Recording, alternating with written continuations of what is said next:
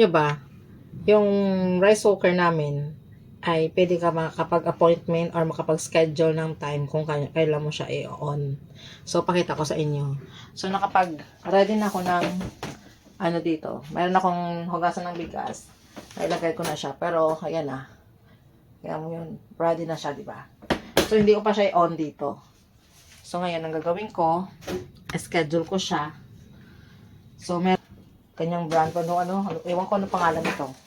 So, ganyang brand. So, meron siya ditong in-install ng amo ko. Yung ganito ding brand. Yan. Ganitong apps. So, ganyan siya. Tapos ganyan siya, diba? So, i-click ko lang to. May lalabas yan dyan. Yan. Pakita natin. Sa screenshot ko lang, ha. So, ito, ang lalabas yan ganyan. Ilagay ko siya sa i-click ko yung rice.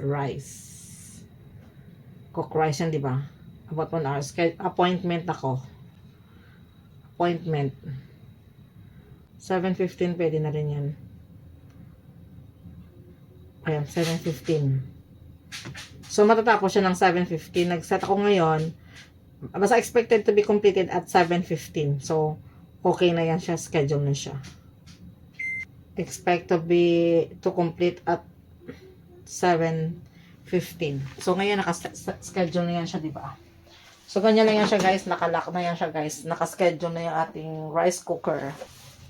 No? So, ganun yan. Malalaman talaga kung ginagamit ang rice cooker.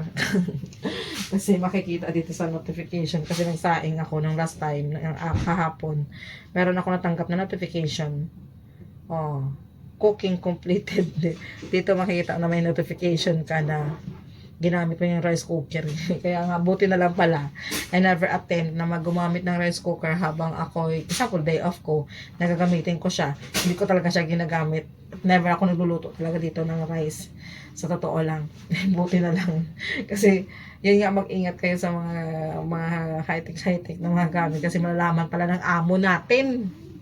Ganon. Yan, kararating ko lang. Diba? So, luto na yung kanin natin.